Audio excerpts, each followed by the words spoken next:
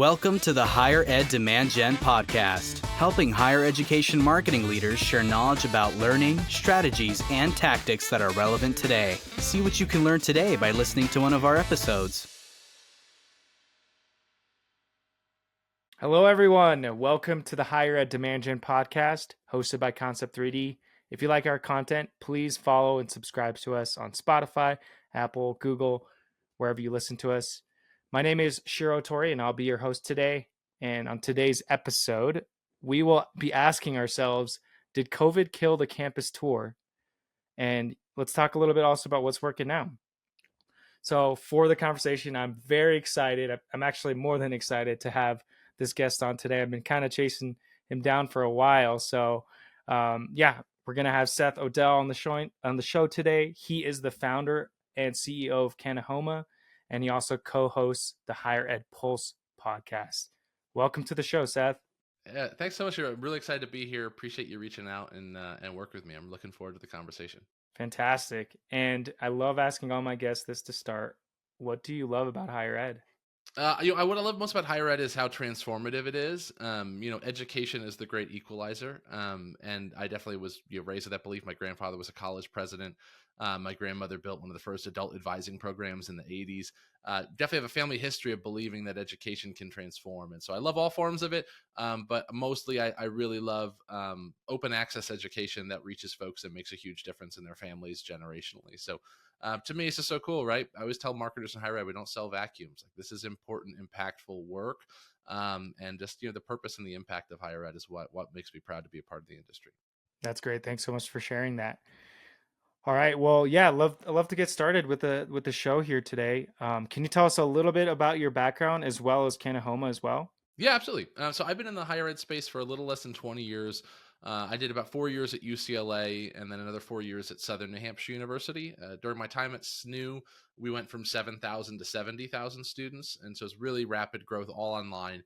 So I have kind of the R1 background, the online background. In the middle of those two, UCLA and SNU, I also founded Higher Ed Live, which was a live weekly web show network for higher ed. Built that in 2010 and sold it in 2012. I worked as a GM for an OPM at one point, and then I was vice chancellor and CMO at National University System for a little less than 4 years, where I built one of the industry's largest in-house agency teams. And so been in the traditional side, non-traditional side, and then I founded Kanahoma about a little over 3 years ago now. And we are a digital marketing agency that works with college and universities to help grow enrollment both on campus and online. We are 30 full-time employees. We work with over 15 institutions today. I've been really lucky. It's been a great growth and love working with the partners that we serve and support. So we work with a lot of small private tuition-dependent institutions, a few big public D1, R1 institutions. But in all cases, all partners want to grow. And so we're definitely a growth shop and love the team we built. And they've been really enjoying the work the last few years. So been on the institution side, the agency side, the OPM side, but been in EDU for just about 20 years now. That's fantastic. And I kind of joined the higher ed marketing space just around 3 years ago. And I remember when I first joined and got more active on LinkedIn, you were making some noise on LinkedIn from like an organic post perspective. And I was like, oh, this guy probably knows what he's talking about. I need to follow him. And I think in that time, or right at the beginning, you launched a newsletter, right? And I've been following that newsletter pretty religiously for the last 2 years. I appreciate your writing style there as well. But I know about, I think 2 newsletters ago at the time of this current recording, you sent out a newsletter around the topic of, did COVID kill the campus tour? And I was like, I need to read this one. Can you tell us a little bit more about your perspective and what you covered on this newsletter? Yeah, absolutely. So it was definitely a divisive topic, and it was informed by a couple things: some research in the marketplace, but also some experiences we've had with some of our clients and partners. And so for smaller private tuition dependent institutions in particular, this is where the conversation hits, but I think it works across the board. The reality is COVID had a huge impact on institutions. One of the things that happened, which we all know, is it shut down campuses. And so campuses stopped giving campus tours for a certain period of time.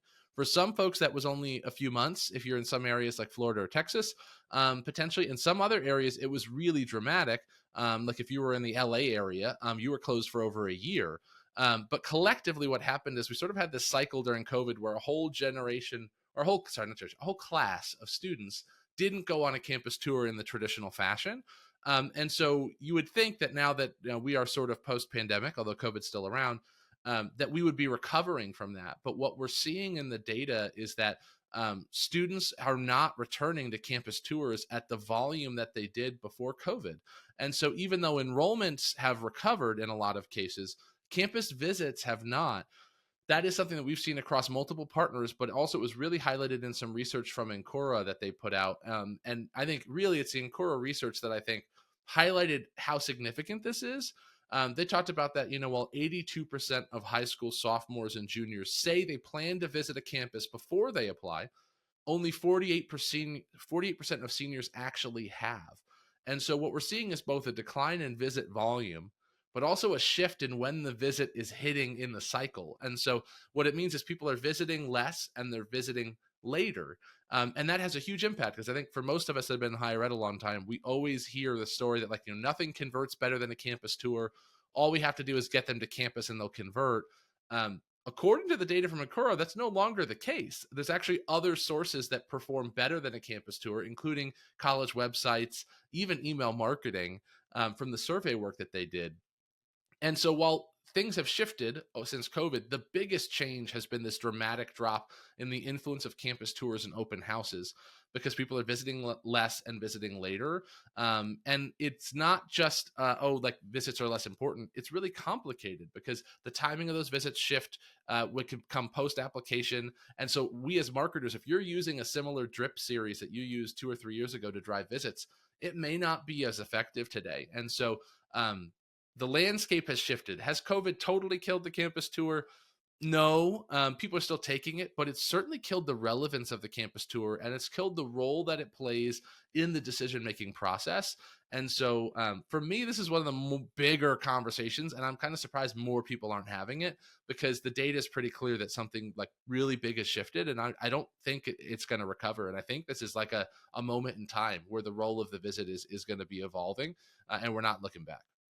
Yeah, absolutely. And I know I actually covered the same topic on a webinar I hosted at a similar time that you sent this newsletter out. And I kind of looked into it a lot. One thing that I did want to take away just as a whole, right? So campus tours used to be, so pre-pandemic or pre-COVID, campus tours in-house tours and open houses used to be the most impactful channel or engagement point uh, before an application was sent to a college. Now that's moved into that third spot, and it's probably dropped around like 60%. And what's moved in its spot is college website, the influence of a college website, which moved into that top position. Email communications from the college into that second position, and it actually increased a lot since 2020 pre-2020. And some other channels that had a lot of growth post pandemic were actually the school's social media platforms influence, which almost doubled, as well as text messaging or SMS messaging from the college having influence almost tripled in influence, and then virtual events hosted by college like quintupled, I think, in importance. It's still lower on that chain of influence or in the ranking, but all these channels have really increased a lot. And kind of my takeaway from all this is like digital channels or digital engagement points are really having a bigger influence in the pre-application or decision making process. So that was like really interesting. I think it's super interesting. I think the role of the website and email is only getting more important. And part of it is because people have decided they're going to make this decision to apply without necessarily visiting. And so what information are they leveraging to do that? And I do think that that to me is so key, that the visit really used to be a pre-application activity. And now it's really moved to post. And so folks feel very comfortable saying, I can stay home and make these evaluations on where I want to apply without ever visiting. And that has been a big shift. And to your point, you called it out, it's really meant that the website, that email, and other digital solutions are suddenly really even more important than they already were. Definitely, yeah. It'd be interesting if somehow they were able to do this survey and research for students already admitted, but before decision day, how impactful the campus tour is, because I think it would actually be very, very high there. I totally agree, and I think that's probably maybe we can unpack that a little bit. It doesn't mean people aren't visiting at all. It means they're visiting later, in particular. And why I think that's really critical is that it means people are visiting less schools. And so, the back in the day when I went to traditional undergraduate, I got in the car with my parents and we drove around for like 2 weekends, and I saw a bunch of different schools. And the key thing to understand is when you visit before application, it means the visit comes before price. When you visit after admission, the visit comes after price. And so this disproportionately benefits public institutions and negatively impacts private tuition dependent higher cost institutions with a higher sticker price. Because back in the day, the story was just get them to campus, they'll fall in love, then they're going to decide to apply, then they'll get the aid package. And yes, we might be more expensive than some other institutions, but they feel a connection to us. But now, if you're a private institution that's more expensive, someone's not even thinking about visiting until they get their aid package from you. And now they're comparing, $30,000-$40,000 a year potentially in tuition compared to a state institution that's half that or less. And they're deciding, let me go look at the state institution first. And then all of a sudden they're experiencing that. And so where we're seeing, even within our own portfolio of clients, it's the private tuition dependent institutions that are higher priced, often that are farther away, that are getting less visits, and it's specifically a decline in senior visit volume. And so I'd encourage institutions to look at their senior visit volume. And the data that wasn't in the Ancora that we're seeing with small sample is like, look, if you could look at the decline in senior visit volume by geography, you'll find that the further away you get, the less people are coming. And so what that means is, I think we might see a trend for private institutions that are going to be seeing a decline in out-of-state students and out-of-region students, because they're just not taking the trip yet. So that's really hard for institutions because, again, back in the day, you were able to talk about value first, make a first impression, help students fall in love with it, and then talk about price. Now people are seeing the price and then they're deciding if they want to visit at all. That's a huge shift. And then the question again goes, has that been shifted in your nurture series? Is that shifted in the way you communicate? And so I just think it's a really good point that people are still visiting, but they're visiting in the spring for seniors when they're making a decision. And that means rather than visiting a high volume of schools, they may be going to 1, 2, or 3. And oftentimes, I think from what I've seen, they're choosing the lower cost options, which means it's just going to propel this price pressure that we're seeing in the industry.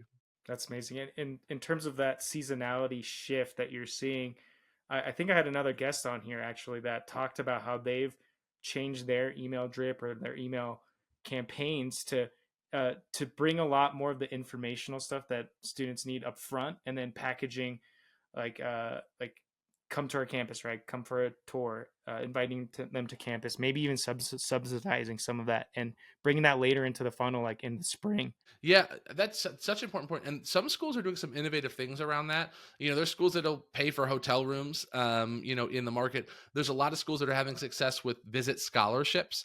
And so that means that, like, if you come to visit, you'll be eligible for a scholarship during your time with the institution.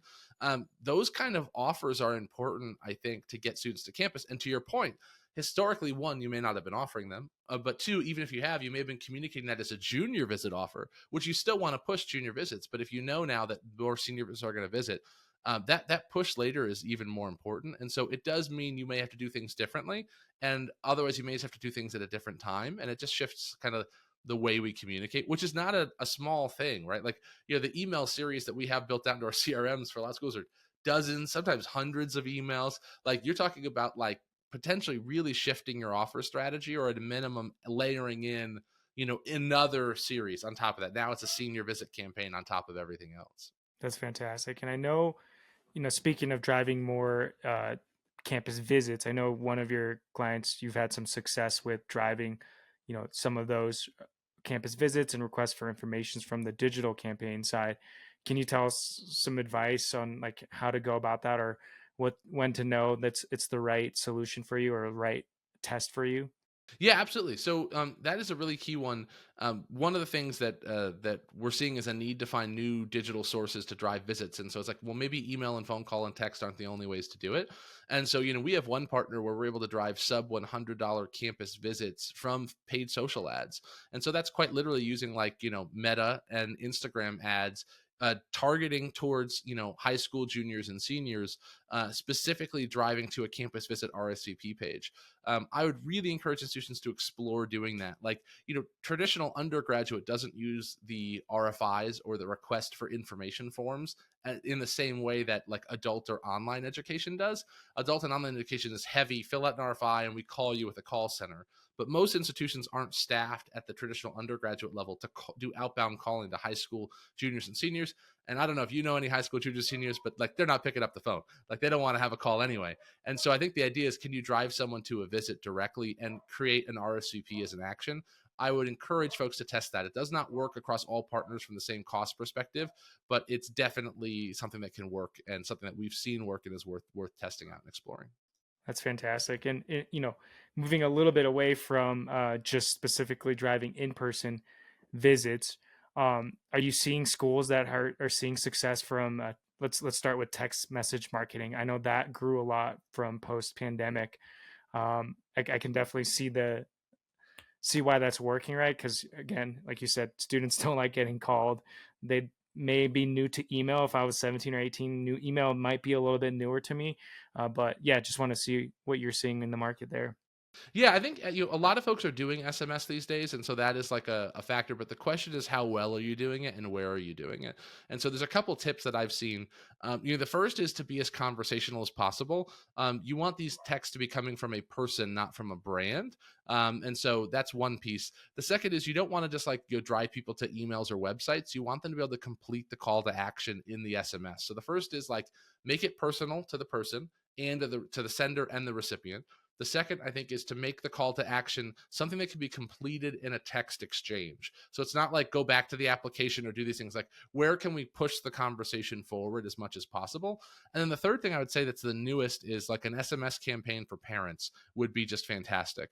And it's very rarely being done, but parents are still a huge factor in the decision-making process. But oftentimes they're left out of the SMS, or they are submitting their phone number under their student's name. And so now you're really texting the parent, but you think you're texting the student, it can get confusing. And so I think a parent-specific one. Those are three areas on the SMS side that I think are all like really worth pushing and exploring. That's fantastic. Yeah. Marketing to parents. I've had Mary Beth Marks on the show a few times. We just hosted a webinar on FAFSA delays, and she's a big evangelist and a promoter of marketing to parents and getting them involved in the decision-making process. So that's definitely something I'm hearing and resounding from higher ed right now. Along the same lines around talking about, things that have changed and are here to stay or are the new normal post pandemic, right? What are some other trends that you're seeing that have shifted and changed since 2020? Yeah, there's probably two that I would call out. One is we just talked about using paid social to drive campus visits. That idea came about out of necessity, not innovation. And the necessity was the fact that list buying is becoming a decreasing influence and a decreasing contributor to student enrollment. Traditional undergraduate enrollment has been disproportionately driven by list buying. Historically, we spend crazy amounts of money buying lists of tens or hundreds of thousands of prospective students, and then you email them, direct mail them, you try to do outreach, and a percentage of them will convert. But what we're seeing is, by and large, there's two factors. There's really three. 5 years ago, College Board stopped capturing religious affiliation. So for private faith-based institutions, it became harder to target by faith. That impacted that segment first. The second thing we're seeing is a shift away from standardized tests. More schools are becoming test optional or test blind. And so that means less students are taking tests. It did recover a little bit last year, to be fair, but it's still not at pre-pandemic levels. And I don't think it's going to get back to that. So less students are taking tests, which means less students on the lists. And then the third thing for this year, that's kind of the third death blow to list buying, has been the fact that now students have to opt in at a brand level to have their information shared based on new federal guidelines, where you can't just fill out a test and then they sell it to 50 different schools. And so list buying in its traditional original sense is less influential. And so how are we going to get in front of high school students in a different way. And so that was where we were like, well, we got to move and do paid social to drive campus visits. Listeners maybe will come up with something different or better than that. But that first one is a shift away from list buying as a source. The second thing I'll say is we're seeing an increase in direct admissions. And so direct admissions is obviously students' ability to immediately apply and be accepted at an institution. That can be done at a larger level, like through a common app, but it also can be done through platforms like Niche. And so direct admissions means more students are applying immediately, which again, that's pulling price up even earlier into the conversation, because direct admissions is telling you your acceptance and overall what your price point is going to be. And so that means students are applying to more institutions than ever at the same time that they're visiting less than ever, right? So it's harder than ever to get in front of students. The students that you can get in front of are applying to more institutions than ever before, and they're visiting less and they're visiting later. Like, these are pretty big shifts in the traditional undergraduate recruitment cycle. So those are probably the big ones that I would call out.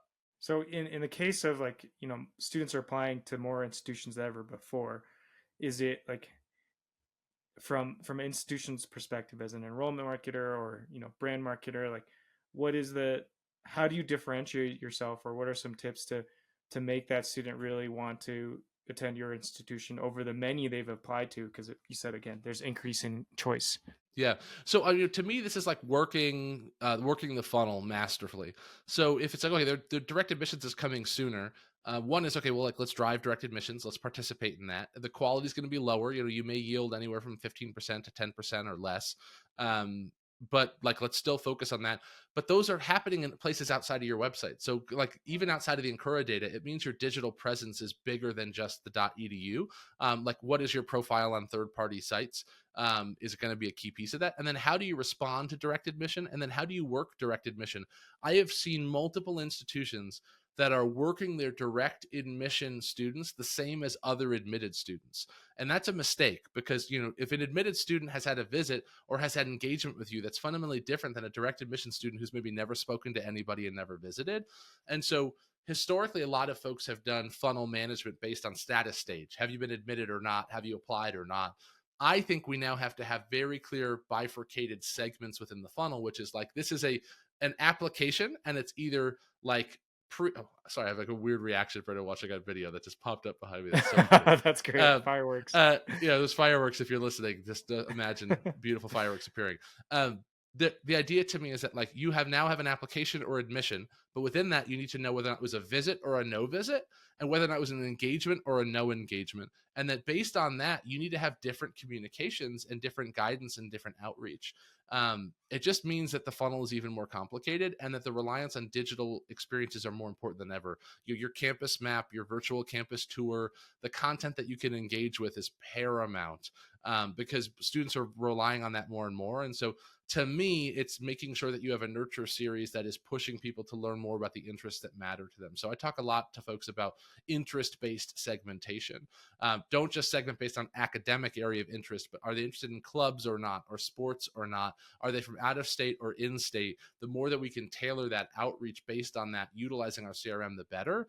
And in the same vein, we now need to tailor our admission communication based on whether or not you visited yet. Because if you've been admitted and you've not visited, that's the only thing we should be hammering you with, is getting you to campus. But if you've already visited and you've admitted, that's a different yield conversation. So it's just made everything more complicated, which is sort of like the nature of the beast in higher ed, I feel like. Yeah, more segmentations, more audiences, different flows. It's kind of what I'm hearing across the boat here.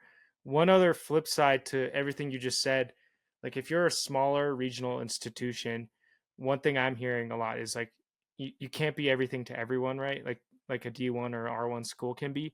And so I think institutional brand is something that's really surfacing more. Who are we, and who do we represent, and who are the students that we want, is something that's, I think, coming into conversation more. And what do you think about layering that into all of the flows you talked about just now? I think that's so critical. I think it's a really, really great call out. A differentiation has never been more important. There's 4,000 colleges and universities in the country. The market's noisier than ever. I think understanding positioning and differentiation is key, and making sure that you have a unique offer about why someone should come and experience your institution. So to me, it's also not just having like a big giant brand project, but like I always talk about, like, this content block that works really well. So if you're listening to this, you can just steal this and use it, which is like, why choose insert your institution name ?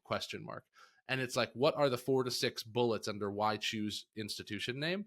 That should be on your website, should be in your emails, but it needs to be really distilled and to be able to talk about it. And so an example of that is we did work with Concordia University, Irvine, and we launched a campaign called Freedom to Explore. They are, a Lutheran faith-based institution where all faculty and staff are, professed believers, but students can come from varied backgrounds, and they have this unique thing where you have the freedom to explore religion, but you don't have to like adopt anyone else's beliefs there. And it was this idea that it was like, we're going to force you to ask tough questions about life's toughest questions, like what is truth, what is beauty, is there a God? They said, but whatever your answers are your answers, but you're not, if you want to come get a college education from us, we're going to force you to ask these things. And I thought that was really powerful in the campaign that we produced together, and their application volume is up significantly, was that like, students want to ask those questions in a college environment, a lot of them at least, that are drawn especially to liberal arts education, but that not all of them necessarily want to be either indoctrinated or feel like told what to believe. And so we took a message that was like not as traditionally found in religious institutions about freedom, and we're able to weave that into a conversation about a faith-based education. And I do think that's working. And that took hard work to figure that out. And a lot of credit goes to the institution for leading a lot of that. But that's an example of what you're sharing of like, what's the unique differentiated offer? And in that case, we literally repackaged the curriculum and how we talk about the curriculum in a way that we thought would resonate better with today's prospective high school or today's prospective college students in high school as they were considering their progression into college. Yeah, that's fascinating. Yeah, I think one thing I've learned from hosting this show and speaking to some more religious institutions is like that is an underlying principle of most of them is, you do not have to be of the faith of the school. They're quite open. It's actually an opportunity for those who are in question to explore that. But yeah, you're right. That's not usually in the messaging because I totally misunderstood that. And so I learned through, speaking to their enrollment teams and their marketing teams that was in fact not true. So that's a very interesting and unique way to position. I like that a lot. Just kind of last topic before we wrap things up. I know you sent a recent newsletter around you want to be a fast follower, right, and not an innovator. Can you tell us a little bit more about what you mean by that? Yeah, that's a bit of a contrarian take on my part, which is I think there's a lot of risks and dangers in being first, and it's way better to try to be second. Higher ed is undergoing a lot of disruption. Everybody wants to innovate. And a lot of folks especially want to innovate on the product itself. The degree is being decoupled into micro credentials and stackable credentials and skill-based learning. But I had a board member recently chat with me, but they just want to make a large investment into this like kind of unproven AI model. And I told them, look, if you look at institutions like Southern New Hampshire University, where I worked, they've made a lot of acquisitions, they've done a lot of innovation, and they've shut a lot of things down.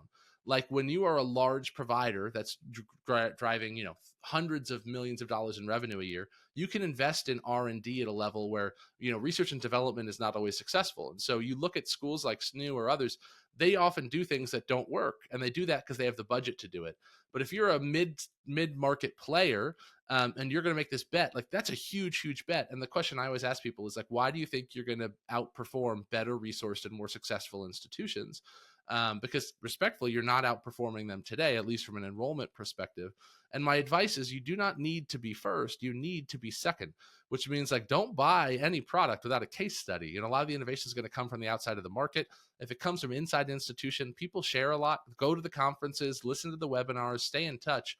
But I don't think you have to reinvent the wheel. You just have to be the first one to license the wheel as soon as somebody else reinvents it.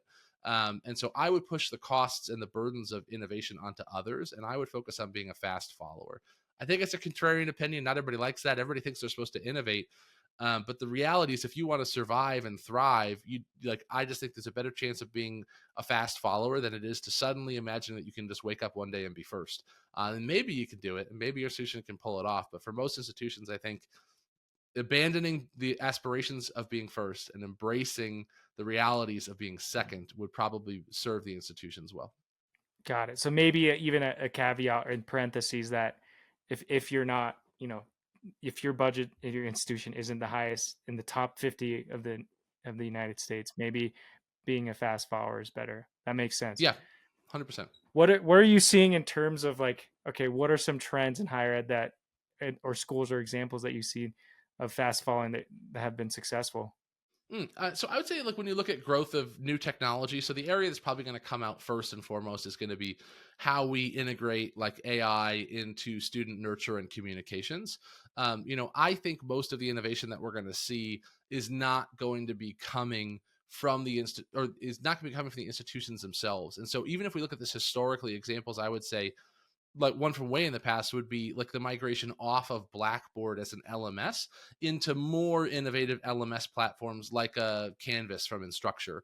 Like the folks that were on there earlier were able to benefit from the learning benefits from that sooner. On the marketing side, I think there's all sorts of tools that we can use. You can use AI now to cut up video snippets and create, subsidiary content for paid social ads. There's a lot of things like that, but I think it's happening in small pockets and small pieces. And so to me, it's the application of tools from outside the market into higher ed. But I would just wait for other folks to try to do a lot of that stuff and then pick it up personally. Like I think that until there's a case study, you don't need to chase it. And so, I think AI chatbots are interesting. I haven't seen enough of a case study to see a lift. That's an example, probably the one I'm watching the most. I think is going to be the next innovation in the next 3 to 6 months will be AI having a more demonstrative impact on the funnel than it does right now. Yeah. Awesome. Well, yeah, Seth, I totally agree. I think AI is definitely on the frontier. I know that AI chat still has a long way to go. I think it was like one of the airline companies that had to like, what was the scandal? Like someone, It was they had like promised they had promised reimbursement for something with the chat, and then when the person went to get the reimbursement, they said that's not the policy, and they're like, but the chat said it is, and then the court deemed that if the chat says it's a policy, it's a policy. That is exactly what I think is going to keep schools nervous about implementing this kind of stuff, because I think that like you're on the hook for whatever it says, and so I don't know if people really are totally ready to embrace that. definitely. Yeah, it's a little scary. It's definitely a bit of unknown. So if you want to be like Seth, be a fast follower, not an innovator. Well, it's we're just about time right now. It's been great speaking with you. I'm wondering where our listeners can catch up with you and Kanahoma. Yeah, you bet. So people can find me online at Seth Odell. LinkedIn is probably the best place, but I'm also on X. I'm on Instagram. You can email me at seth@kanahoma.com or learn more about the agency at kanahoma.com. So anything that works for y'all, feel free to reach out. I'll always love connecting with new folks. So if you did listen to this and enjoy it, I would always love and welcome a note. And yeah, anywhere you can find me works for me. Awesome. Yeah, and I'll plug two things for you too. Yeah, definitely follow Seth on LinkedIn. He's a wealth of knowledge on there. And also sign up for Kanahoma's newsletter because it's always a breath of fresh air in terms of reading content in higher ed marketing. So I love the newsletter. Thanks. So Thank if you. everyone listening, please sign up. Awesome. Well, thanks again for joining the show, and thanks to our audience for listening in. Cool. Thanks so much. I appreciate being here.